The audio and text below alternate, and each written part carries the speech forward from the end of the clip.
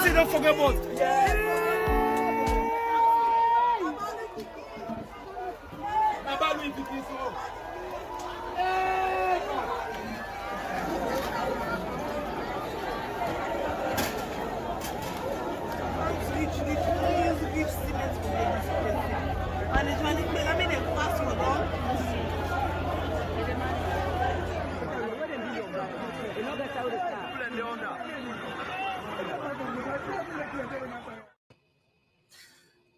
Welcome, everybody, to Exposing Sierra Leone, a weekly live stream where we talk about the things affecting people in Sierra Leone and abroad.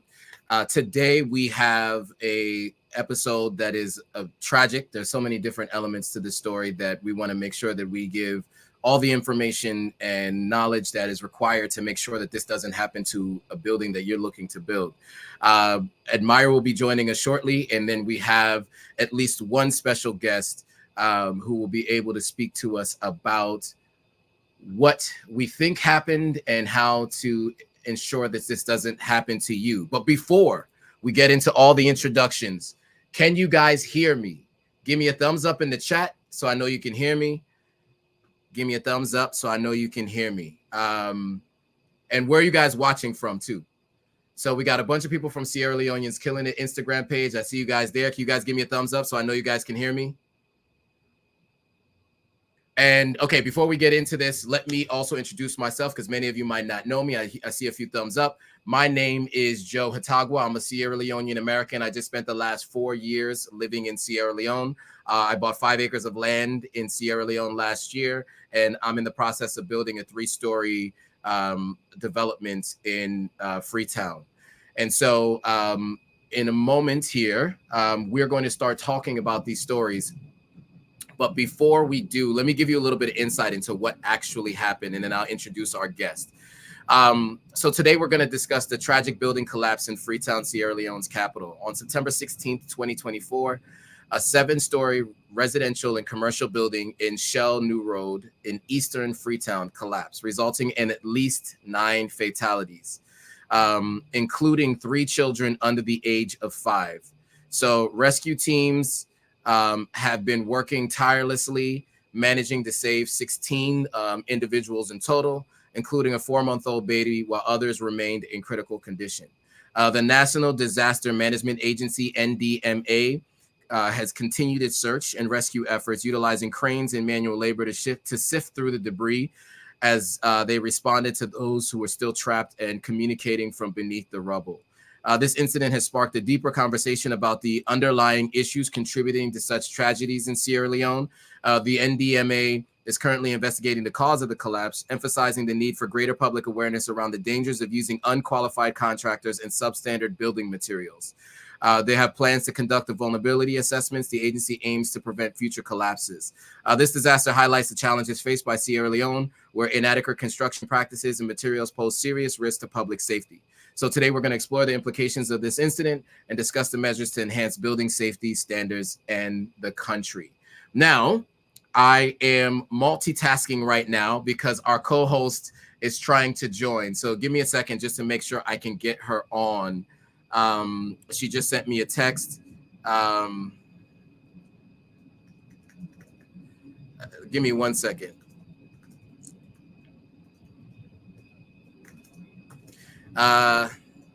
Sorry, I'm typing and talking at the same time. You know what? Let's do this. In the meantime, let me bring on our guest, Ibrahim. He's my contractor. Ibrahim is my contractor. Ibrahim, do you want to do a quick introduction and tell everyone where they can find you? Yeah. Hello. Good evening, everybody.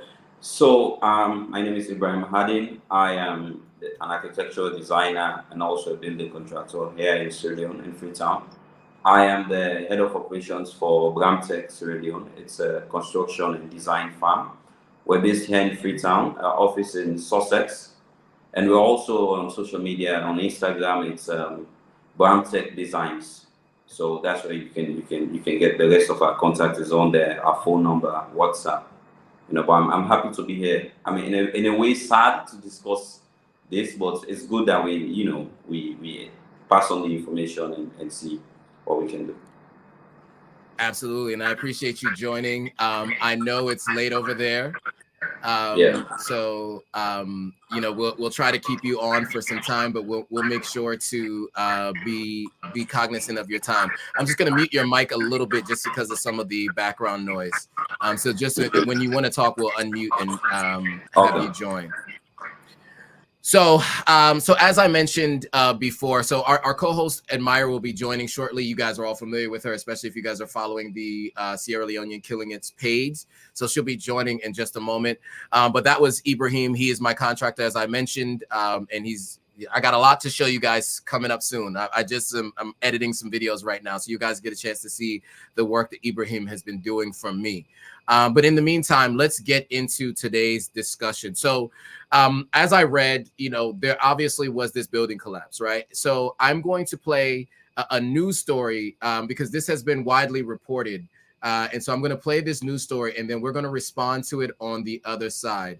So give me one moment. Let me just press play on this video. Sorry. Rescuers in Sierra Leone. Wrong one.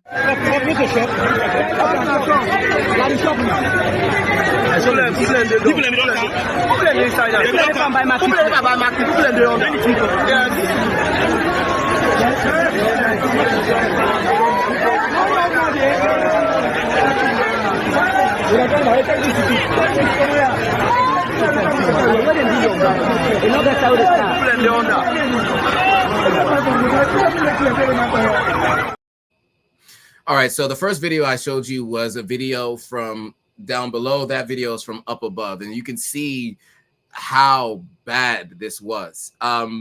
So let's talk a little bit about, you know, I guess from your perspective, Ibrahim, because you're on the ground there in Sierra Leone. I'm sure people sent this to you, and you have been talking to some folks, not as well as your own personal knowledge, but you've been talking to people about this. What do we think, from your perspective and your conversations you've been having with people, has actually even caused this collapse in the first place? Well, this kind of accident or incident, it's like many others that's happened, especially this year, indicates that we really have to understand like what's happening now. This is a reaction from mistakes that have, you know, things that have been going on. And when it comes to the structural, you know, failure itself, it has to do with a lot of things, but there are very main things that we have to address. One, it has to do with the site locations, understanding the site locations. Two, it has to do with materials, substandard materials. Three, it has to do with the workmanship, the workers, the people who are involved. Are they qualified enough? But there are so many other, you know, technical aspects, you know, reasons that are part of the reasons why these buildings are collapsing in this way. And one thing I noticed with all the buildings is that you find like 5, 6, over 7 reasons, or you know, what I would call suspects of, you know, possible, you know, something that you would say would raise questions, and you find them in every collapse, every accident is there. So it tells you that there's a common, there's a path, there's a common, what I say, it's everywhere. You notice that this has been done by people with the same mindset, same mentality when it comes to the workers. So it has to do with location, it has to do with materials, and it has to do with the workmanship, the workers. So to make it brief, those are the 3 main reasons. Okay, and I know that you had invited another guest on to kind of help describe and discuss some of these things. I want to bring him to the stage so he can introduce himself, and then also if he'd like to give his additional thoughts as well. Okay. Hello. Okay, so Abdul. Hi, Abdul. Nice to meet you. Thank you for joining. I appreciate you joining. I don't know how much of Ibrahim's mention that you got there, but I just asked him, you know, well, first, can we do a quick introduction? You're a civil and structural engineer, but do you want to do a quick introduction of yourself for the people who are watching? Yes, please. So I think I just got the last part that Abraham was talking about. I think I got the last couple of points that he made. But regarding me, I'm Abdurrahman Gajiko. I'm a civil and structural engineer. I've practiced in Malaysia, in Sierra Leone. I'm currently in the US. So I think before this, I also contacted Abraham regarding, us as professionals, like we have a responsibility to play here because as you see, when things like this go wrong, the people start pointing fingers. So Right. that is where us as professionals we need to come in and, we take some of the responsibility, of the things that are going wrong, but also educate the public, so they know, because it's a bigger issue, other than pointing fingers and stuff. Right. And when you say we, you mean the broader community of engineers and contractors. To be clear, you are not the contractor that worked on this. I just want to make sure we make that clear. Yes, very, very clear. So us as professionals, it's the architects, it's the contractors, it's the engineers, us as professionals, we need to take that responsibility, because there's a lot of things that need to be done. There are laws that need to be passed that, that I know of that, for example, the Sierra Leonean institutional engineers have been trying to pass, they've been lobbying government, it's a lot of them have not been successful. So there's a lot of things that needs to be done that we need to do as professionals. We need to do more, obviously, to get those laws passed, to make sure that people don't bypass the process. They go through the right channels when they want to build, when they want to construct, But also, we have to educate the public about their responsibilities. A lot of people don't know. They don't even know what's the difference. What does an architect do? What does the structural engineer do? People don't know all of these things. Why is it important for you to go find an architect to do your designs for you instead of just, instead of just going to someone like a draftsman who just probably just learned Revit on YouTube, and he's just drawing plans everywhere. So we have to create that awareness, go through the right channels, find an architect. If someone has gone to school for 3 to 5 years for something, there is a reason why. So you cannot skip that process, And moving on from there, after you've got your architect, why do you need the structural engineer? All of these things, a lot of people don't know the implications, the broader implication of this. Yeah. Okay, that's fair, and that was good insight to give. I think people should know that, especially if you're working with someone, you should be introduced to all those people. So, on that note, I want to turn it over to Ibrahim really quickly. I want to ask him about that. So, Ibrahim's my architect, by the way. So, Abdul, you and I haven't met yet, but Ibrahim is the architect that was not my architect. He's my contractor. He's doing all of the work to build a house that I'm working on now, and so he is my fourth contractor in Sierra Leone, which is the story that we've all heard all too many times. And so, Ibrahim, the reason why I decided to work with Ibrahim is he's built 2 houses for a friend of mine. And so he became highly recommended. And so I decided to work with him. So Ibrahim, you know what? Before we do that, before we bring you on, I do want to bring on Admire. Admire's here. What's up, Admire? Okay, we don't have audio for Admire just yet, so we'll give her a second before her Admire for her audio to be able to kick in. But Admire is obviously the co-host of the show. So Ibrahim, did we lose you, or were you able to hear all of that? Sorry, not Ibrahim. Sorry, Abdul. Did we lose you? Hello?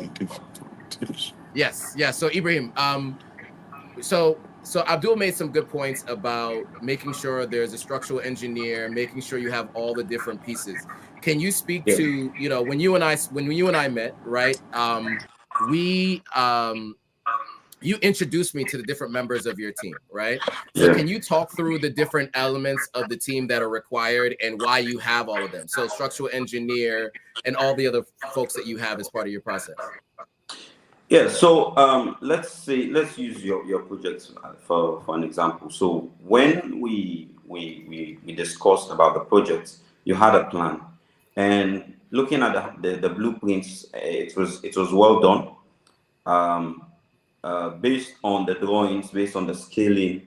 So I looked at it, and it was convenient. We looked at it. I had my contractor over. I had my structural engineer here, and I also had some interns. So what I usually do is we have the plan printed on a bigger piece of paper. Then we sit and we discuss it like you're just having a normal conversation. So when you look at the plan, you, as an architect, I focus mainly on design and aesthetics sometimes, but I have a role to play when it comes to structural integrity. But I take advice mainly from the structural engineer. There are civil engineers here. They're very young. You met some of them, but these are people who have the practical aspects in them. They understand what this means. One mistake and we have a disaster. So when we looked at your plan, we saw that the grid lines, we saw that everything matched, and we understood the type of foundation. Even though when we looked at your plan, it was done by someone else, we did not see enough details about the foundation. So we had to draft something up. So we had these notes. Our builder, the one that is on site, is not a great reader. So we had him in the office here, and we explained. That's Morrison, by the way. So we explained to him in Creole, this is what we need. We need it to be this big. So after this discussion in the office, we went to the site. We went to the site. We were working with laborers, people who will be doing the job most of the time manually. So you also have to understand, explain to them to understand. So we are dealing with measurements. I made recommendations on how I wanted the layout to be done. The structural engineer had already gave me dimensions to follow when it comes to the depth, when it comes to the size of the trenches. So that was what we follow. That is the process. So you don't just take a plan and you say, oh, I am the architect, I am the engineer, I'm this. You alone. It doesn't work like that. So once you have a team, everybody comes in with their own information. They help you. You understand what is the reason. And once you have, as an architect, this is a challenge I face a lot, working with other, if we're working as a firm, then I have to work with another firm or another contractor that's a local contractor, someone that they just brought in. You have these challenges because you have your recommendations, then he's not doing it because this is what his father or his uncle taught him when they brought him from the village, for example. So these are the challenges. That is why we have this process. If we're not the ones that did the design, we go through your plan, we bring in the structural engineer, we discuss it. We just have a conversation about the house. What do we need to do? We write recommendations. We take it to the site. So that's the best process. It's very much easier. It's like that. Yeah, and I think it's important to mention that we areas of the plan weren't able to be done as initially anticipated because of the space that we lost from someone else encroaching on my land, right? So we had to make some adjustments, and you did it all with all of that in mind, right? You made some adjustments. You had to add extra pillars, and different things to ensure that the structural integrity stays there, because this is going to be a 3-story house, right? So I think it's important, because I think as all of us, we might have our mindset on one thing once we start, and especially if you're going to have one architect do it and then you have another person that's a contractor that's building it. What I appreciate is Ibrahim was telling me from the beginning, there's some areas where we're going to have to cut some space. It's not going to work like that because somebody encroached on your land after the architect had originally drawn it. So the space was a different space that he had to work with, right? So you and I spoke through all the different potential changes. Even with the staircase, there was less space for the staircase, so the staircase has to be done a little bit differently. Okay, so with that being said, I know we don't have you guys for that long. I know it's late over there, Ibrahim. But Abdul, I know you mentioned laws that need to be in place. So Ibrahim, I'm going to put you on mute for a second to go to Abdul. So Abdul, you mentioned laws that might need to be in place. Let me say this, just as my personal experience, and then you could talk about the laws. So I was told that I needed to have someone come to the site very early on and do an inspection. look at the plan, do an inspection. I paid $600 back in 2020 for all of that to be done. The person never showed up. Still to this day, I call and call and call. The guy still works there, never showed up.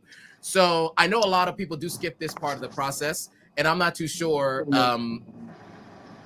they would be able to tell me anything that would be structurally challenging with the land itself. Anyway, I think I'm okay with who I've been able to talk to about this process.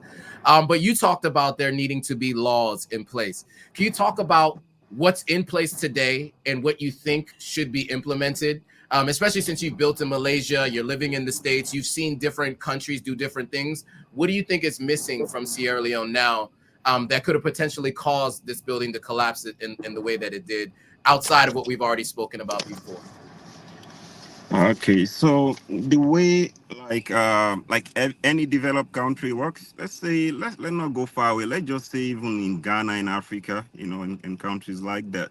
So in a country where the system works well, now if you happen to construct your house without going through the right channels, without finding an architect that is gonna sign it, without finding a structural engineer that is gonna have that signature, and you go ahead and build that house, they will break it. They will break it. They will bring it down. In countries where the laws are actually working, because it's a potential hazard. You're dealing with the lives of people, so we need to get to this stage where where the people know that some of these laws are in place. Just like you said, you paid someone from the ministry to probably come and do the inspection, but they never showed.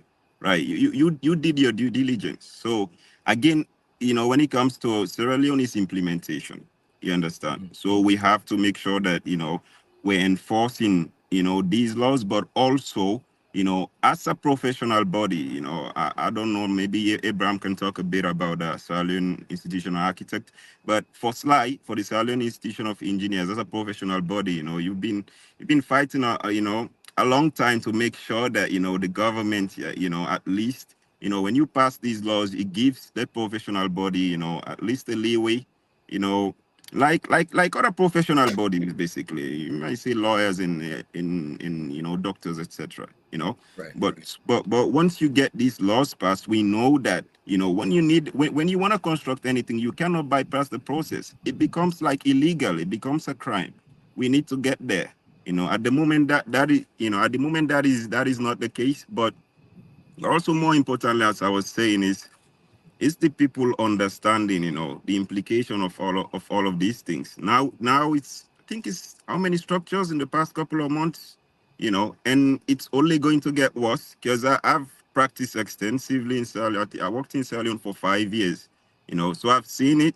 And once from a technical perspective, this is just the beginning. And that's the sad part. It's gonna get worse. A lot of people, from the diaspora, people who are supposed to know better, people from the diaspora, they actually bypassing all these processes. They don't want to pay professionals to do the work for them. You understand? So they bypass, and they know better. If you lived in the US, you lived abroad, you cannot do it here. But they think they want to save money, a couple of $1,000s or so, and they just go build. And the worst part is, most of these people are constructing their houses in the peninsula. Now, Abraham knows, the dangers that comes with that. It's very close to the sea.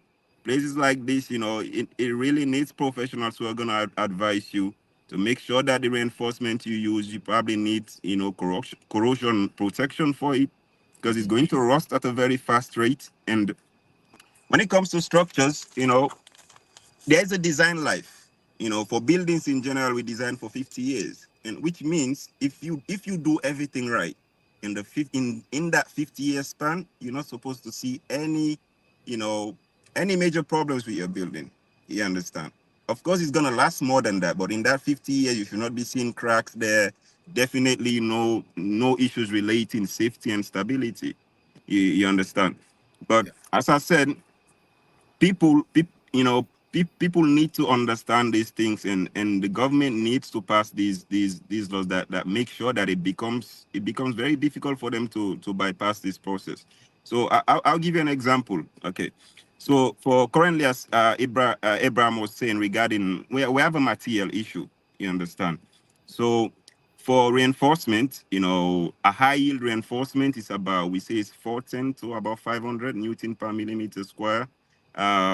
Forget the technical stuff. So, but when you come to the market currently, the last time I did a test for a client, just out of curiosity, just to test the reinforcement, it was almost, for 500 Newton per millimeter square bar, when we tested, it was about 300. The technicality aside, that tells you it was half of the strength. 500 to 300, it was half of the strength that is actually required. You understand? So for me, as a structural engineer, I know this. So when I design, I take this into consideration. You understand?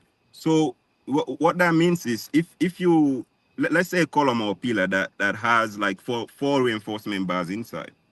If you're designing for a high yield reinforcement and it's supposed to be 4, and now the quality in the market, the strength is almost half of what it is, it means that I have to consider it. That form probably need to be 6 or so, but you get the point that I'm coming from. Right. But I know this. You understand? The Messina or someone, they don't know this. The way they build or the way they just, it's just based on how they land the job. You understand? Right. If they land that for this span of a beam is this and this is 4, 6, that's the way they build every single house. Right. You understand? It's not from any technical perspective. So, just to digress, I think we need to make sure that the professionals do their job. There is a lot of I can tell you there's a lot of competent, professionals out there, is architects, engineers. People are just bypassing the process. They're there to do the work, so we have to make sure that they do the job, Yeah, well put. And I will say, my last contractor that I had, his engineer quit. And so, he was kind of winging it for a little while. And that was very concerning for me, because that obviously leads to so many issues, which is why I decided not to move forward with him. So Ibrahim, I want to bring you back in. I know that, we talked a lot about what laws should be in place, what we think happened. I know that it's 8. It's a little bit late over there, and I know you have a life and a family and everything to get to. So before we let you go, is one, are there any final thoughts you want to give to folks, and then also where can people find you online? Yeah. So I want to speak on the laws. Sure. Yes, and please. Enforcement. So yeah. Like he said, we haven't. I mean, I would say it's corruption. Let's just call it that. Mm-hmm. You have a situation where you're supposed to do your plans, submit it for a permit, and wait for some time and get the approvals, and you move ahead with your construction. Now, I mean, I hope they're not going to come for me, but let me say this: once you do your drawings, you submit it. There's a process. It should be simple. They have professionals there who are supposed to look at it. But some of these guys are not even in their offices. These are people who take holidays all the time. Right. They're supposed to sit down, look at the drawings, and tell you. In fact, they're supposed to call you, oh, we recommend this. This is what they've been paid for. But you know what happens after some time? You get a call.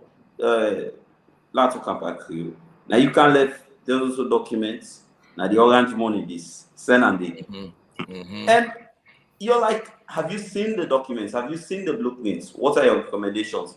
But forget about it. So this is what we're dealing with. So at this point, I think it falls on the shoulders of us as professionals and clients and builders, owners, landlords, people who are building homes. You have to understand we're dealing with the lives of people. And it is very sad that sitting here, I know from the bottom of my heart, I know that there's more to come. Looking at the peninsula, looking at mountain cuts, looking at how they're building, the rain, the heavy downpour of rain is increasing every year. And when it hits the soil, it is continuously eroding. The water is directly meeting the iron rods. And once it gets lost, it is going to be a calamity. It falls on another building, and that goes on and on. So what I think they should be planning now, long-term plan, I don't know how they're going to get the money for that. They really should be thinking about relocation for some of these areas. I spoke about location.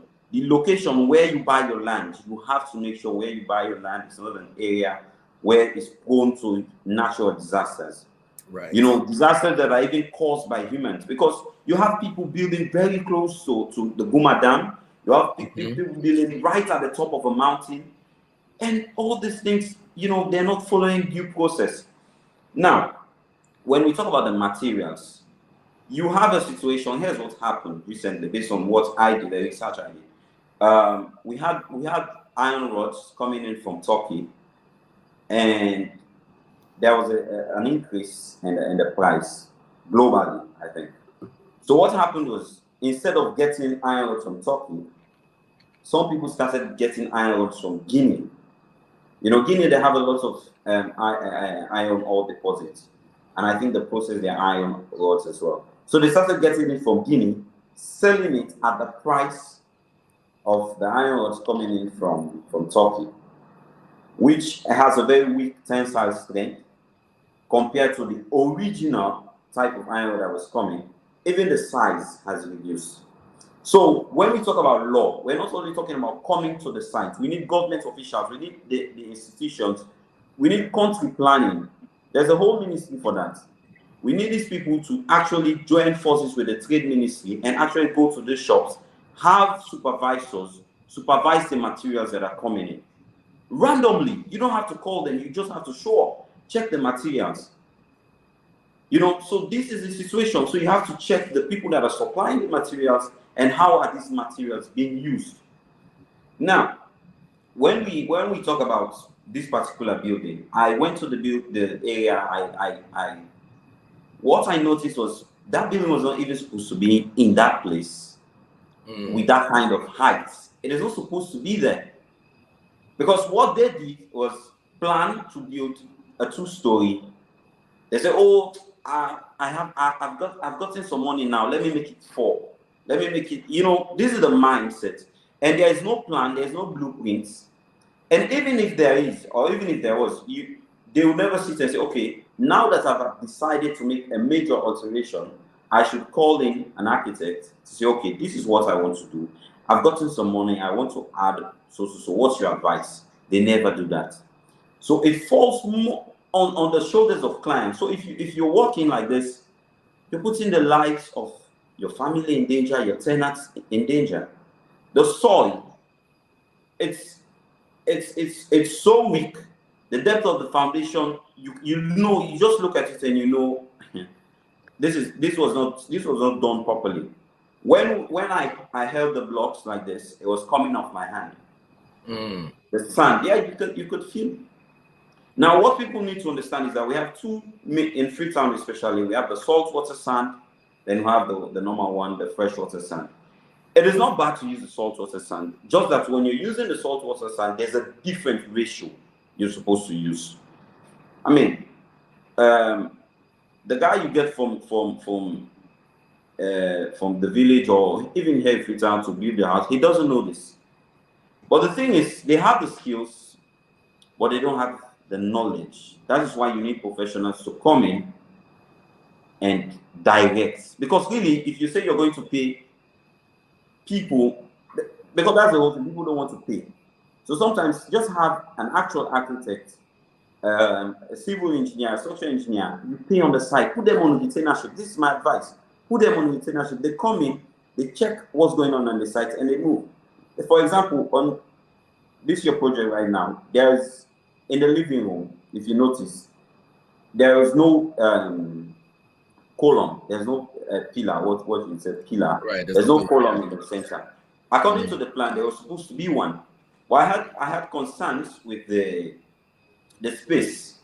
So I had a conversation with Moses, and what we did was have a look at how we can balance the weight of the building, removing the pillar in the center. What needs to be done is we have to strengthen the 2 pillars that will be working together to carry the load. So what we did, we increased the size, because we are afraid as well, because we look at the rods, you're not even sure anymore. You're not even sure if this is the actual rod. So we take the best precautions possible.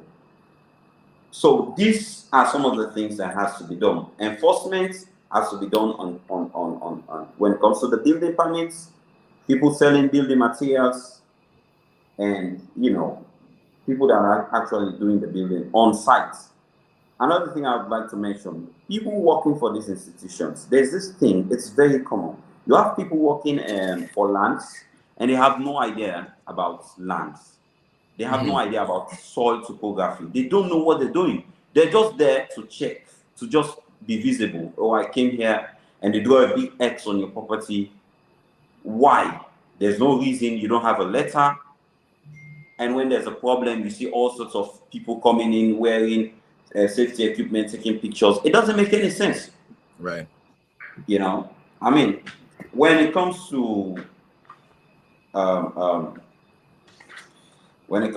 ratio and mixtures and all these things, as a professional, I tell you, you have situations where you have to change your okay. Let me tell you something. What happened when you look at the video of the collapse? Did you know that the floor, the thickness of the floor was over 6 inches? Okay.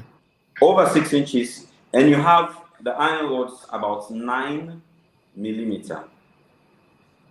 You have like 8 inches floor that is carrying shops. They're loading what is it? Crude oil, I don't know, gasoline, all this type of thing on top of it. It is too heavy. It's like a very thin boy trying to carry a very fat guy. It doesn't work. It's common sense, but at the end of the day, it's technical. So this is what I have to say. I have a construction farm down. It's Bramtech SL, Bramtech Design. So if anyone wants to reach out for consultation or look at the project, you can find me there. Like you said, my wife is talking about dinner. So, okay, man. Okay. Well, Ibrahim, I appreciate it. And it's Bramtech SL. I will put it in the chat. Let me see if I can find it really quickly. And put it in the chat. So you guys can go follow Ibrahim and Bramtech. You'll see my content in there. It's Bramtech_SL on Instagram. You'll see my house is one of the ones that you'll see in there. I'm putting it in the chat now. So you can follow him and reach out to him if you have any questions and if you're looking for a contractor. So thank you, Ibrahim. I know it's time for life. So I appreciate you for showing up for this live stream, but we'll catch up with you again soon. Okay, thank you very much. Bye, guys. Right, thank you. Thank you. Bye. Thank you so much. Bye. So Amaya joined us. Amaya has a personal story that she's going to share with us. But before she does, and we can talk about how you guys can help with some of the victims of what's happened. Abdul, I know you've shared a good amount of time with us. You shared a lot of information and insight. Do you have any final words or any final thoughts before we let you go? Yes, please. So finally, what I would say is let the government do their job, let them empower the professionals so we also will be able to do our jobs well. And to the people, please don't bypass the process, you understand? And and this is a general advice for anyone in Sierra Leone, because when this disaster happened, I see people pointing a lot of fingers. Oh, the engineers are incompetent, the architects, all the professionals, And I can tell you, as I mentioned, I've worked in different places, including Sierra Leone. For any field of engineering that you're looking for, they are competent, very, very competent engineers. They are very, very competent professionals who can do your job in Sierra Leone. Most of these people, they all practice abroad and went back home. They are there. But the question is, do you want to pay for the services? People don't want to pay. That's the big issue. But the professionals are there.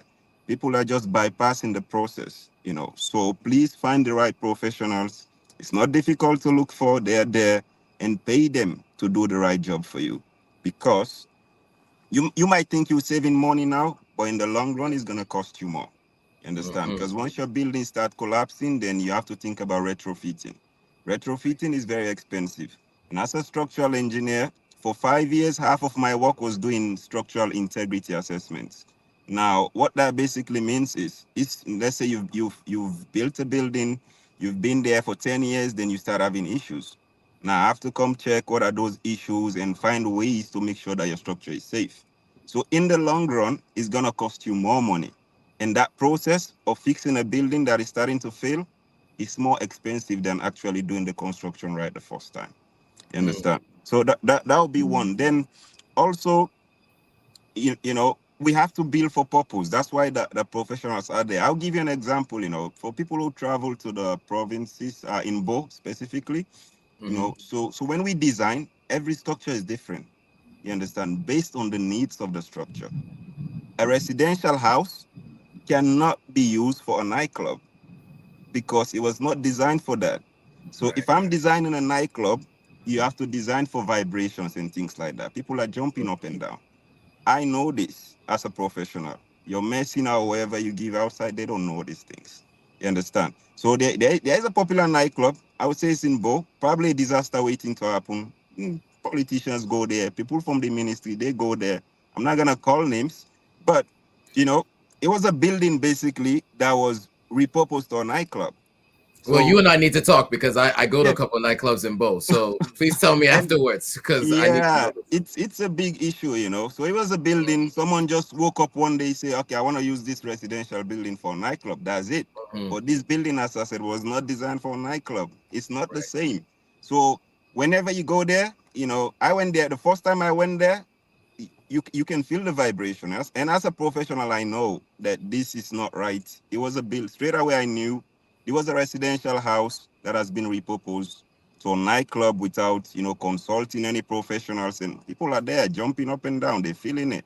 You understand? I'm sure government officials, they know what I'm talking. I'm sure they know the place. I'm sure they go there, you know, but they're not going to do anything until there's another disaster. So let the professionals do our jobs. You understand? And as I said, every building is different, and we know this, and we will design based on that, you know. And yeah, so that would be my final statement. All right, I appreciate that. Abdul, can you check the private chat? I don't know if you know how to check it, but I sent you my information. I would love to connect with you afterwards because I'm going to Bo in about 2 weeks. Yeah. And I'm pretty sure I plan to be out, and so I hope I don't end up at that place. So I would love to talk to you more. And also on that note, are you doing any developing or building or even any assessments when you go to Sierra Leone, or are you planning to go to Sierra Leone? So if people want to contact you, well, first let me ask that question. Are you still doing that in Sierra Leone? Yes, I'm still. So okay. I work with, yeah, I'm still doing that. So how can people contact you in case they need that kind of work done? So I still do a lot of consultancy. I'll even be in Sierra Leone in December, you know. Okay. I do a lot of consultancies for structures. We still do integrity assessments, you know. So if you're wondering, you know, maybe you've bypassed the process, you know, you want to cross-check to make sure your building is safe, we still do the structural integrity assessment for you and give you that confidence, you know, and also maybe we'll make recommendations of things that you need to change. That will be for those that have bypassed the process. Other than that, all general structural consultancies I still do. I'll be in Sierra Leone in December. The easiest way to reach me would be LinkedIn. I'm not big on social media, so my LinkedIn, you know, is Abdurrahman Gajiko. The name that you see on the screen here, Abdurrahman Gajiko. That's my LinkedIn. On Twitter, it will be A Gajiko. You understand? But the easiest way to reach me would be through that or through my personal WhatsApp line. Okay, I'm gonna put it in the chat here so that people can find it. They can just type your name in. So they got it there. I think I spelled it correctly, right? N-A-G-I-G. Yeah, Ngagigoh. Through that and through my personal WhatsApp line, you know, that I use purposely for that, you know. That would be 951-622-0239. 951-622-03. What was it? 0239. Yeah. 0239. Yeah. Okay. So they can reach you out on WhatsApp there too. Yes. Okay, cool. So I put in the comments there as well. Okay, well, thank you, Abdul. I really appreciate you joining. You can feel free to hop off if you like. We're going to move on to the next segment for today. But really appreciate it. I look forward to having you back sometime soon. Okay. Thank you very much. Joining us. Thank you for joining. Thank you all. You all have a good rest of your day. All right, you too. So, Admire, you and I had a conversation 2 days ago, and you expressed to me that you had a personal relationship to what happened here during this tragedy. So do you want to explain to the folks the call that you got on Wednesday and what people can do to help? Yeah, so one of my closest friends lost her sister in that building that collapsed, along with 4 kids that were at her house. And the other boy, the 5-year-old, he was basically, her sister pushed him in the freezer. So he survived, but he's still fighting for his life pretty much. And so, yeah, my heart is just, I feel so bad. It's so tragic. Yeah. And I think, when these things happen, when you're not personally impacted, I think people are callous in the way they describe it and talk about it. I had a family tragedy that happened last year. And after that happened, it made me a lot more sympathetic to the situations that happened. I mean, your friend's sister, she was just going to the shop, right? She was taking kids there, right? Wasn't that the case? Was it for ice cream or something, right? No, so the kids came over to eat to her house. Sorry, because she lives in that building. Okay, so she lived in that building. That's what it was. Okay. Yeah, so those kids, some of them are her kids. She also adopted some kids. Her sister's kid, daughter. So it's like they were just over there. They were like, "Oh, logo itu Auntie Efe de cook logo it" type thing. And then there's one more. One of the kids, my friend's sister sent to the market to go buy more ingredients because she didn't have enough. And when she came back, by the time she came back, the building was already collapsed. But yeah. Man, that is tragic. So there was a question about what is the Ministry of Public Works doing. So there was a couple things that I did want to tell some folks about, the casualties and the rescue efforts. I didn't get a chance to get into that, and maybe I should do that now. As we mentioned, so the rescue operation, this is Sierra Leone, guys. So, we're not talking about the most sophisticated of things, but apparently they brought, let me see if I can get us in a different view so you can see this a little bit easier. No.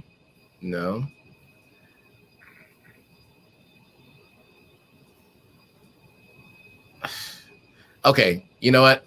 Let me do this. Let me just remove Admire really quickly so that you guys can at least see some of it. Okay, I guess it only works as a background. So you can see, you can barely see it because I'm on the screen. Okay, well, anyway, there's 2 cranes. You can kind of see the 2 cranes. Sorry, they're trying to use these 2 cranes to get through the rubble. They've been deployed to assist in the operation. Initial rescue efforts involve teams using picks, their hands, to sift through the debris. Rescuers have been climbing through the rubble to search for survivors. The initial report on the 17th, which is about 5 days ago, was 9 fatalities, 2 adult males, 3 adult females, 2 girls under the age of 5, 2 boys under the age of 5. The survivors at that time were 7. There were 5 that were receiving treatment and 2 that were at one hospital and 2 that were referred to Choithran for medical care. They couldn't figure out the total number of the rest that were still under the rubble. Mm-hmm. A couple things. The emergency response. So the National Disaster Management Agency had been actively involved in coordinating rescue efforts. So they deployed rescue teams in search for survivors to trap under the rubble.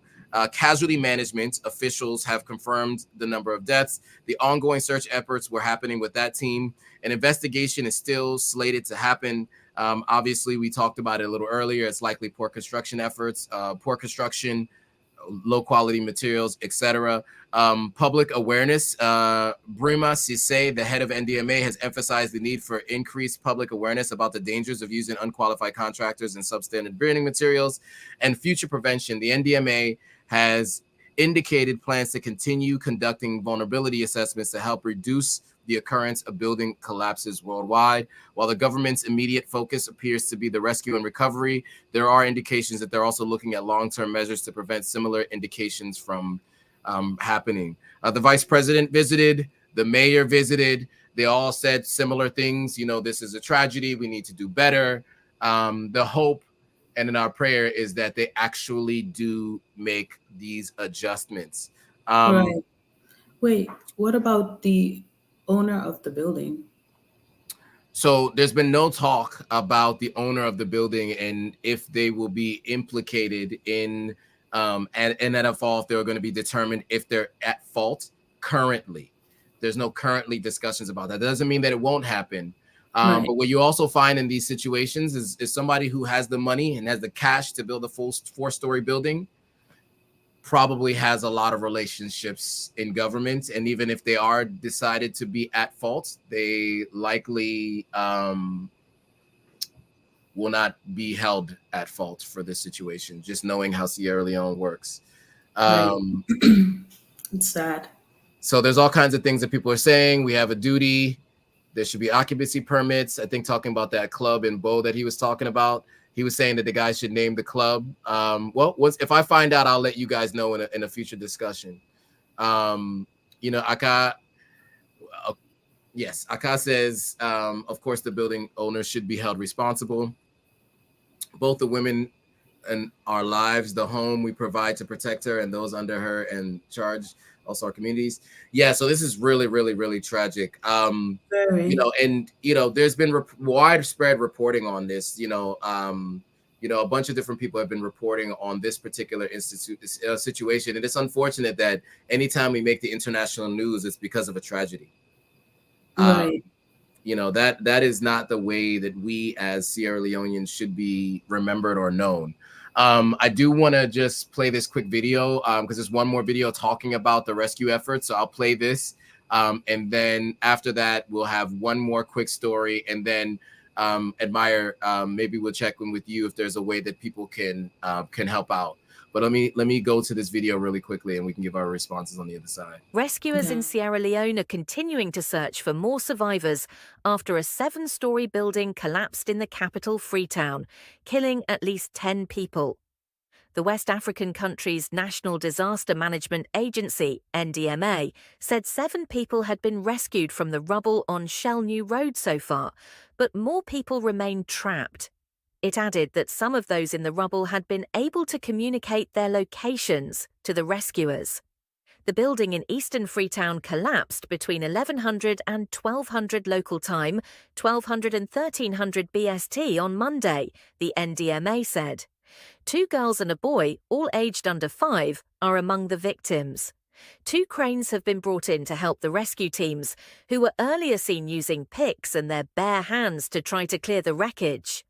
Local resident Mohammed Kamara wept as he told AFP news agency that his wife and 3 children were trapped in the rubble. The cause of the collapse is being investigated. The building was used for both residential and commercial purposes, according to initial assessments conducted by the NDMA. The agency's head, Brima Sise, stressed the need to raise public awareness about the risks associated with using unqualified contractors and substandard building materials.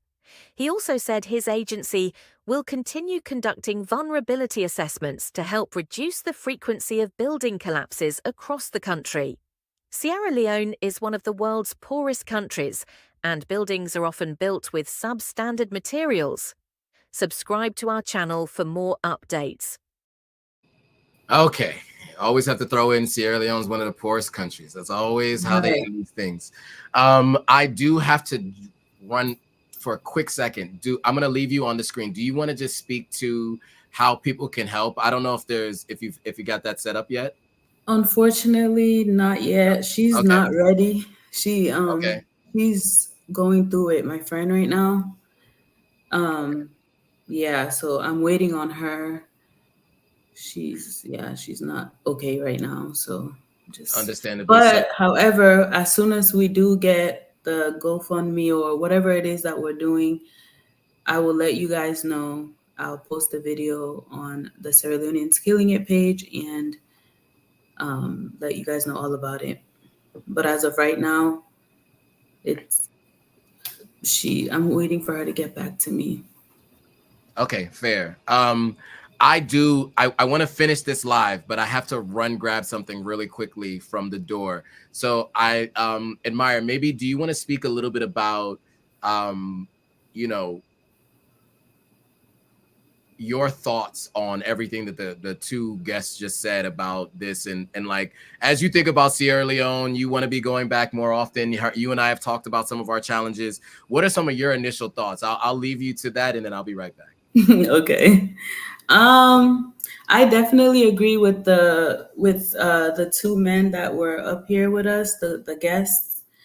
It's definitely crucial to do your research and make sure you are talking to legit people who know what they're doing. Don't cut corners, like they said. I definitely learned a lot from both of them, and I hope that you guys did as well, because when you cut corners, you just end up spending more money. So you might as well just invest the money at the first time in the first place. So I would definitely say take heed to everything that they said, and to prevent these things from happening, because if you don't take heed, then it's just going to keep happening over and over and over again. So the best bet is to just invest your money, don't cut corners, and make sure you are working with people who know what they're doing, for sure.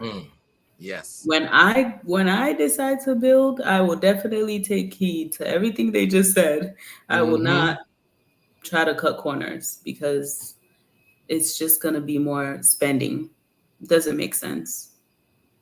It is expensive to be cheap is a saying that used to be said very frequently in my family, and it's so true.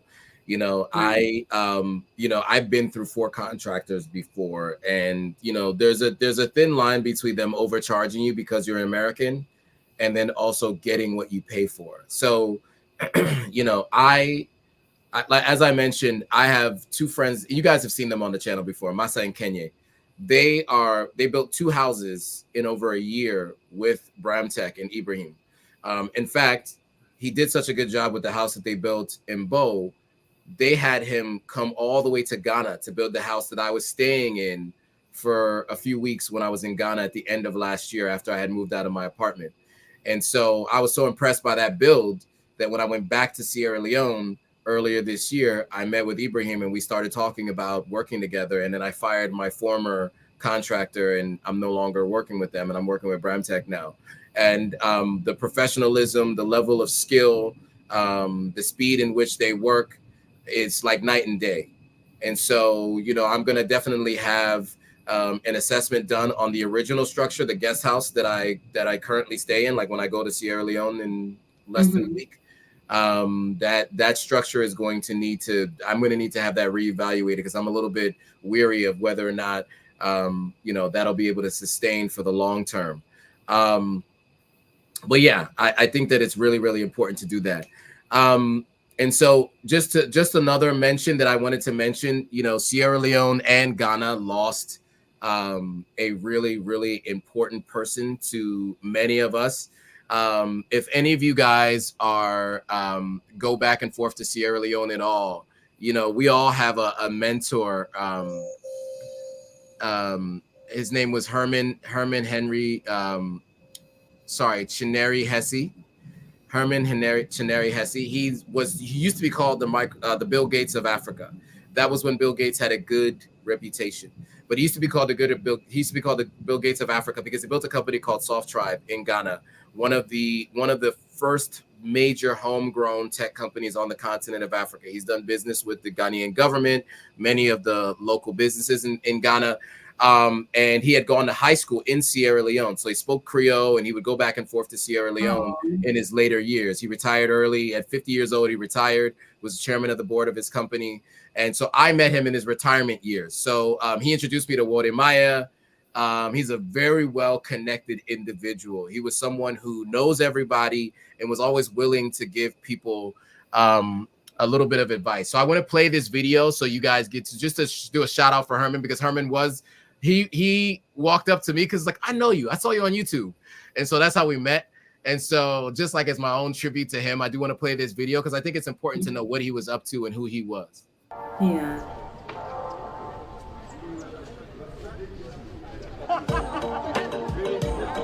Friends, Roman's countrymen. You are invited here today because, as many of you know, I've been working on an audiobook project.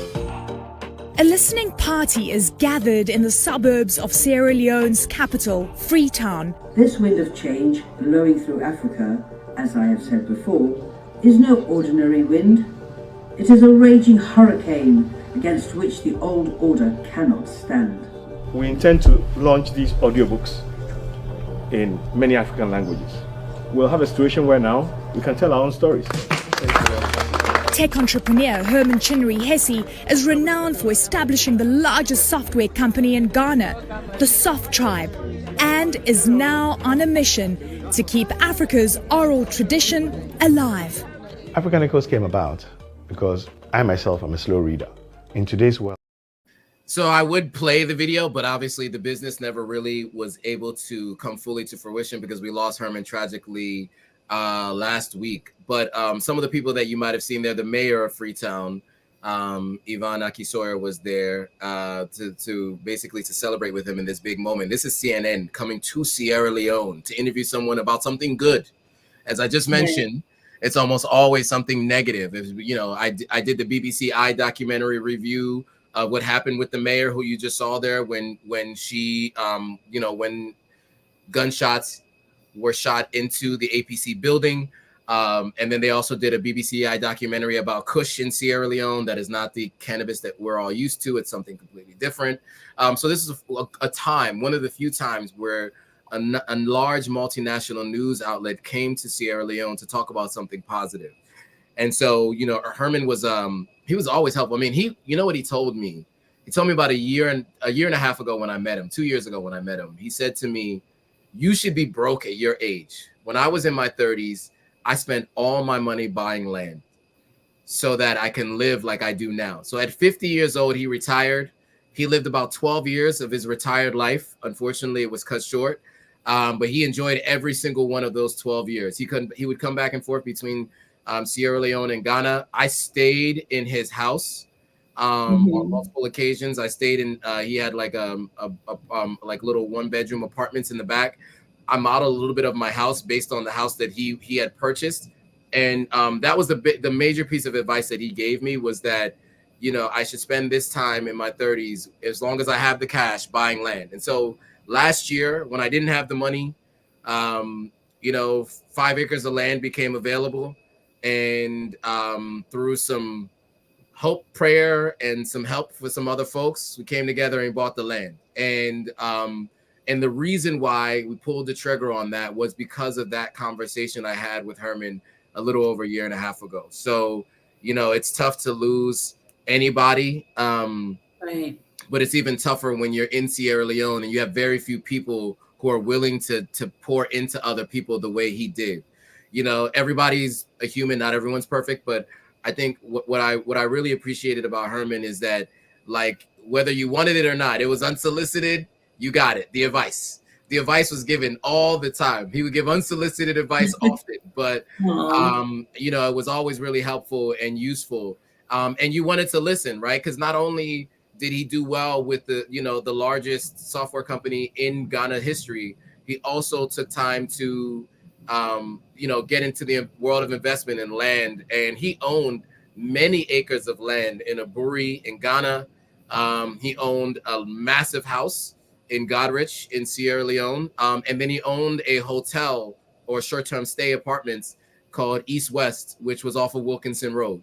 And that's where I met him, actually. I was staying at East West, and I met him there, and then I ended up moving into his house at the time that I was, staying at all these different places before I had my own place. So, RIP to Herman. He was definitely one of those people that really left a lasting impression on Sierra Leone and the people he came in contact with. And I'm sure he's going to be missed. He did pass away in Ghana, his home country. His wife lives there, and I know that his children will be really missing him a ton. But he did leave a legacy, many assets for them. So at the very least, they will have that solace to know that they have that moving forward. So yeah, I did just want to report on that because I thought it was important, and for all of you to know, there are folks like that in Sierra Leone, and if you come across them, cherish the time you get with them, because tomorrow isn't guaranteed, for sure. Right. Oh wow, may his soul rest in peace. Absolutely. That's amazing. All he did. And he and I guess a little bit more of his biography, because he and I would talk about this a lot. I think his mother, if I'm not mistaken, she's also a well-respected professor, by the way. She at the time, I think, worked for the UN. And so he spent his high school years in Sierra Leone. So he grew up in Ghana, spent his high school years in Sierra Leone, went to college in Texas, and then moved back to Ghana to build Soft Tribe.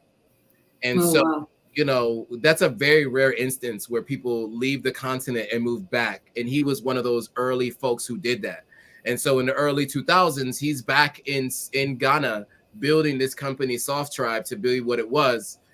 He had a great exit, was able to leave as the chairman of the board, and he spent time just doing some investing. And then he had this new project, African Echoes, which unfortunately is on pause indefinitely at this point in time. But the idea was to take these oral traditions from Africa and put them in audiobook form. These things that we lose over time, through language. And he was going to translate it into different languages. So the way those stories can be told in French, in English, in German, in Mandarin, whatever, Spanish. And these are stories that were originated in Africa and would be able to be told. And those who tell those stories can get credit for them as well. I think that's important too. Obviously they didn't originate the stories, but to ensure that was the whole plan. And unfortunately, it wasn't able to come to fruition, considering his untimely death. So yeah, that's that's a loss that we had. Obviously our group chat, was many RIPs to him in the group chat. I got a phone call on Wednesday about it, and some people are very distraught about this loss. I mean, he was changing people's lives just through communication. You never know how much the advice that you could give someone can really uplift them. Uplift them and help them get through any business challenge. Because it's for build business as Salono. Yeah, and someone who could speak to you about the challenges of building a business in West Africa.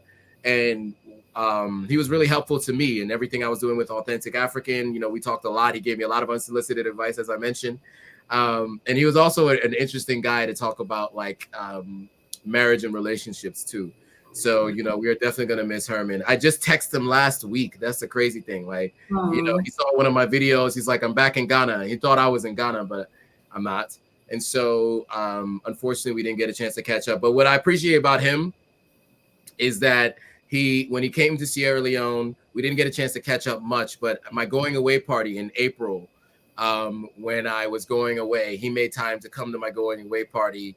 And we had a little bit of a conversation there. So I'm glad we at least got a chance to talk before he left us. So yeah. So that was the other story I wanted to talk about. Next week, we definitely want to talk to you guys about the new pricing for the airports and potential new internet stuff. I know last I was in Sierra Leone, we went through the list of the fees with the airport. Well, I just bought my tickets to go to Sierra Leone, and trust me, them fees are in there. They're in there. Oh my gosh. $100 of a $900 ticket are in the fees. So we'll talk about that on next week's call while I'm in Sierra Leone. So I'll give you that little bit of a teaser. So make sure you join us next Sunday Yes. At 5 p.m. Eastern Standard Time, 8 p.m. GMT, 2 p.m. Pacific. So yeah, any final words, anything else you want to say to the folks before we go, Admire? I've already pretty much summed it up. Like, listen to those two professionals, our guests, plus your experiences. Just listen and take heed, and don't cut corners when it comes to building, because that's an important thing. That's like, you want it to last. So I've already said that. I mean, I could read a few comments. There are comments for sure. Read some of the comments if there's anything in there that we didn't cover. Somebody said the issue is people are building recklessly on hills, no thoughts on roads access or drainage, just houses. And then somebody else said, that's a good point. Somebody else said, "Are you Mende, sir?" To you. To me?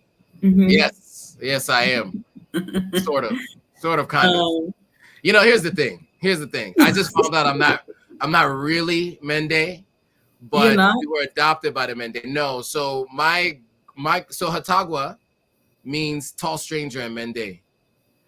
And so that would also imply that we weren't Mende. So my great grandfather was Kono. Mm-hmm. He then became chief of Bo. We don't know how he did, but he did. And so that name, Hatagwa, means tall stranger. Unfortunately, I didn't get the tall part. But so that part didn't pass through in the genetics, unfortunately. But yeah, so he was, it is true. But he's my great grandfather. So we are Kono. That's what I found out more recently. So I'm actually not Mende. I am Kono Mandingo. So my father's father was Kono. My father's mother was Mandingo. My mother's mother is Crow from Liberia, and my mother's father was half Creole, half Yoruba. So that is the mixture that makes up me. Oh. And Creole, by the way, is not a indigenous tribe to Sierra Leone. It's a mixture of a bunch of different tribes. So who knows where I actually come from on that side of the family as well. Right. Oh, that's interesting. The real source that you heard about Herman, and Moose says, wow, condolences, appreciate it. Yes. So that is my background, and I'm only finding all of this out in the last year. I always proudly wore the I'm Mende thing. You know, I thought I'm Mende, you know, like that's it. And I would even say I even exhibit some of the traits of Mende folks. But apparently I'm not. So now what are you gonna say?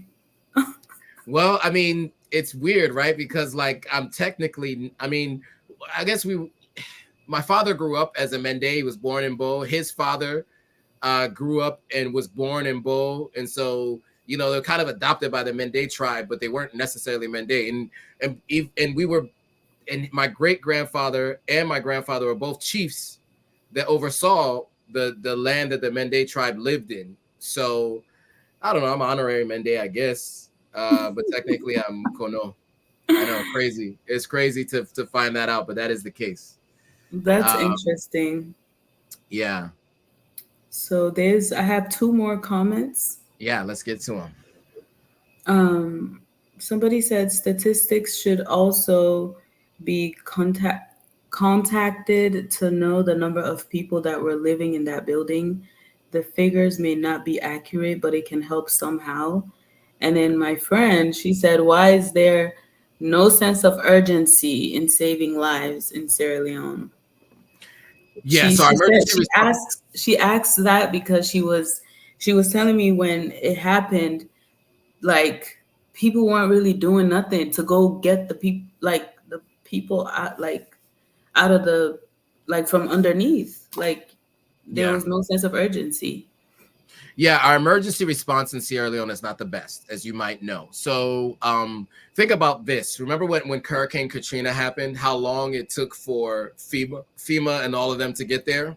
Oh, yeah. So imagine in Sierra Leone now, if Hurricane Katrina happened, and this was after, 2005 or something like that, when that happened, and it took a while for the helicopter rescues, and I mean, people were there for days. There was all kinds of stories of hospitals where there was all kinds of stuff happening there, like unthinkable things happening. It was days before people were found. So imagine now you take that's a problem, period. Take that to now Sierra Leone. Sierra Leone's emergency response is not the best. The cranes that were deployed, I think, came the next day, right? So, when you have a rescue effort, this should be happening 24/7 immediately, because you don't know what conditions people are under. When people are telling them where they are, their leg might be crushed, their arm might be crushed, they may be under something, like their physical body might be under something. Every minute matters. And unfortunately, we just don't have the proper emergency response system that can act fast enough to save enough lives quickly. It's on the East End, so getting the cranes and everything over to that area to do this stuff, I think, all leads to that. And so, I think that even with a sense of urgency, there are just so many other challenges that lead to delays. But I think you're right, though. I think what was her name? Fatima had said that, right? I think you're right, Fatima. I think that there is, Salone is a very relaxed country. People move at their own speed, and that even includes emergencies such as this. So, when we heard about the mudslide, and that's another example that we didn't even talk about today. From where I live today, I can see where the mudslide happened. Oh, wow. And apparently there was a person raising the alarm to not build on that land where that mudslide happened. And people ignored what he had said. And then, of course, many lives were lost those days. Right. And the stories that you hear from people who were trying to help rescue people, and you could hear people screaming from under the dirt until they stopped screaming. Jesus. This is the kind of thing that happens when people cut corners. I might have shared a video. I don't know if I shared it here, but there were people building right next to a blast site for mines. The Chinese are blasting mines like with dynamite, and people were literally building on the hill. And so Ministry of Lands came and evicted all those people immediately, said you have to leave now. And they had to tear down those structures. So in some cases, they do make those recommendations and suggestions, and they do enforce things. But I presume the reason why it was enforced was probably because the Chinese company reached out to the government and said, these guys got to go because we got to blow this section up. And so, those kinds of things are really important. So when you're buying land in Sierra Leone, make sure these are all things that are taken into consideration where you're buying. If it sounds too good to be true, it is. Okay, just keep that in mind, especially when it comes to the continent of Africa. And I can speak for the whole continent in this case. Generally, if it sounds too good to be true, it is. Right. I bought land from my aunt and my family, and I paid less than the value of the land at that time, but more than I thought I should pay. But even I had to pay a little bit more. Nobody, like people in Sierra Leone sometimes can be desperate for money, but nobody's that desperate that they will sell you something worth $20,000 for $1,000. So just keep that in mind when you're building, when you're looking for somewhere you want to build and buy, and who you're determining who you want to work with. Right. And so Takesha is saying, Jesus, please be with the people who are affected by the tragedy. For all of the Christians out there, yes, for sure. So, all right, so we got through the comments. We got through some additional talk. It has been an hour and 22 minutes. We've been on. This is the longest I think we've done one of these live streams together with Exposing Sierra Leone. Thank you, guys. Yeah, thank you all for joining. Join us next week. Like I said, we will talk about the fees you can incur when buying your ticket to Sierra Leone and the potential upgrades to the internet service. I got a really cool update to give you guys on that. So with that, guys, thanks for watching. We will see you all next week. See you next week. Bye. Bye, guys.